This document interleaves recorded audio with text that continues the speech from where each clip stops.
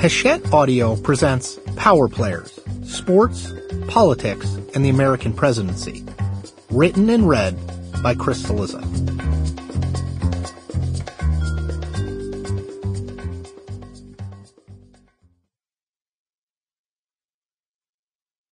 To Charlie and Will, may you never stop playing.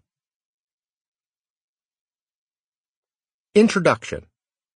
It's way more than a game. In 1905, football was on the verge of being canceled entirely. The sport was ludicrously violent, with 18 players having died in just that year alone. Almost 50 people had perished in the 5 years since the turn of the century. Broken backs and necks were common. Concussions were legion. One player, Harold Moore of Union College, died in November 1905 of a cerebral hemorrhage after being kicked in the head while trying to make a tackle. Helmets wouldn't become mandatory in college football until 1939. Enter Teddy Roosevelt, the President of the United States and an avowed fan not just of football, but of violent play, more generally speaking.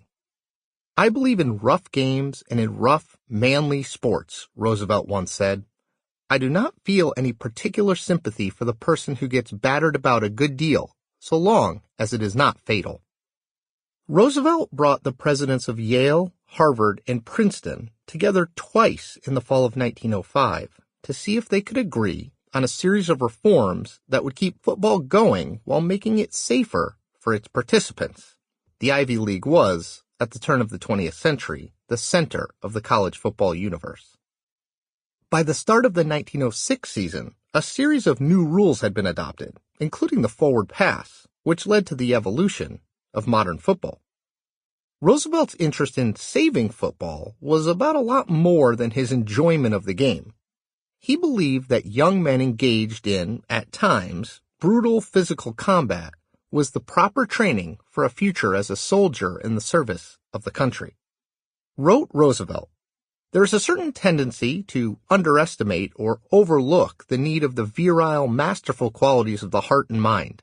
There is no better way of counteracting this tendency than by encouraging bodily exercise, and especially the sports which develop such qualities as courage, resolution, and endurance."